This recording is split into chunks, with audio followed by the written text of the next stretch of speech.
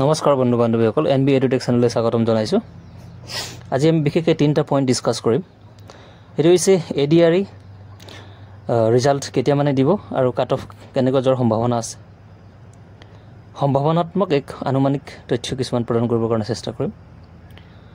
আৰু দ্বিতীয়তে এনআইএছ কেণ্ডিডেটসকলৰ যিখিনি DWEত এপ্লাই কৰিছে তেওঁলোকৰ মেটাৰসমূহ মহামান্য উচ্চ ন্যায়ালয়ৰ বিচাৰাধীন হৈ আছে।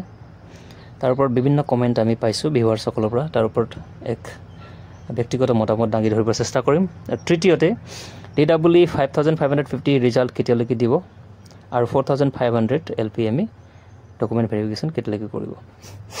চ' প্ৰথমতে আহোঁ বন্ধু বান্ধৱীসকল, এনআইএছ কেণ্ডিডেটসকলৰ যিহেতু মেটাৰটো বিচাৰাধীন হৈ আছে, বহুতে কমেণ্ট কৰি জনায় আপুনি ফেভাৰত নে এগেইনষ্টত নে, এইটো বিভিন্ন ধৰণৰ কথা, কিন্তু এইটো ফেভাৰ এগেইনষ্ট বুলি কথা নাই।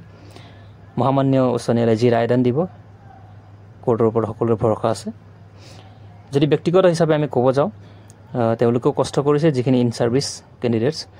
ইয়াতে এটা কথা ক'ব লাগিব বন্ধু বান্ধৱীসকল, ইন ছাৰ্ভিচ কেণ্ডিডেটসকলৰ একে সময় পৰ্যায়ত এই সুযোগ লৈ হয়তো দুই এজনে ইন ছাৰ্ভিচ নথকাকৈ যদি এপ্লাই কৰিছে, তাৰ কাৰণে নন এনআইএছ বা এনআইএছ কেণ্ডিডেট তেওঁলোকৰো কিছুমান অসুবিধা হৈছে।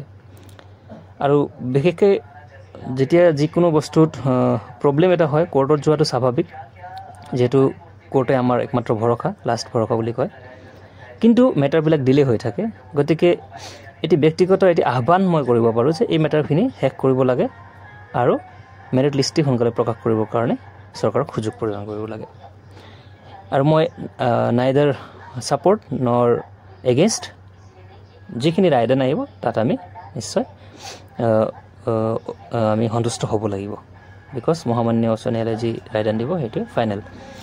এতিয়া বন্ধু বান্ধৱীসকল, এডিআৰই আগৰ কিছুমান হৈ যোৱা নিযুক্তি প্ৰক্ৰিয়াবিলাকত আমি মেৰিট লিষ্টখিনি আমি চালোঁ।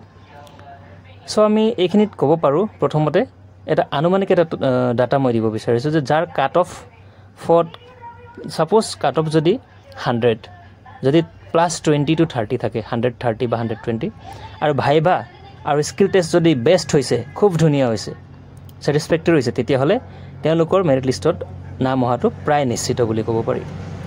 আৰু যাৰ কাট অফ +10 to 20 আছে আৰু ভাইবাও ঠিক ঠাক আছে, তেওঁলোকৰো অহাটো হাই চান্সেছ বুলি আমি ক'ব পাৰিম।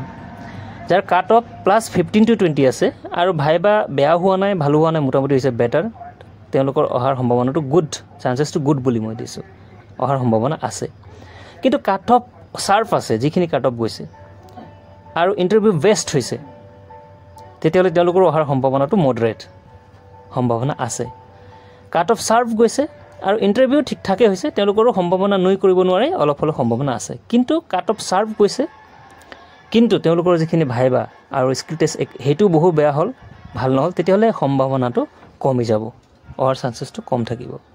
গতিকে এইখিনি আজি এনালাইচিছ কৰি দিলোঁ বন্ধু বান্ধৱীসকল। অনাগত দিনবিলাকত দেখা যাব যে কিমান প্ৰভাৱ পৰিব এই এনালাইচিছৰ। হয়তো সঠিক নহ'বও পাৰে, যিহেতু সঠিক তথ্য গভৰ্ণমেণ্টৰ হাততে আছে। আৰু ইতিমধ্যে মুখ্যমন্ত্ৰী মহোদয়ে ঘোষণা কৰিছে অহা 10 অক্টোবৰত মেগা এপইণ্টমেণ্ট হ'ব গৈ আছে। গতিকে নিশ্চয় এডিআৰই ৰিজাল্ট ওলাব আৰু ৰিমেইনিং 5550 যি DWE LPMEৰ যিখিনি মেৰিট লিষ্ট, সেইখিনি হয়তো তেওঁ মুখ্যমন্ত্ৰী কোৱা ধৰণে মহোদয়ে যেনেকৈ কৈছে যে কোৰ্ট কেছবিলাক হৈ যায়, গতিকে প্ৰথমতে আগতীয়াকৈ মেৰিট লিষ্টখিনি প্ৰকাশ নকৰি এপইণ্টমেণ্ট দিয়াৰ 2 এদিন আগত প্ৰকাশ কৰিম বুলি কৈছে। সেইটো সেনেকুৱা হ'ব পাৰে, চৰকাৰৰ সিদ্ধান্ত এইটো। কিন্তু 10 অক্টোবৰত এক মেগা এপইণ্টমেণ্ট হ'ব গৈ আছে, সেইটো নিশ্চিত থাকক। আৰু বাকী আপডেটছখিনি দি থাকিম বন্ধু বান্ধৱীসকল। আজিলৈ ইমানে সামৰিছোঁ। Thank U.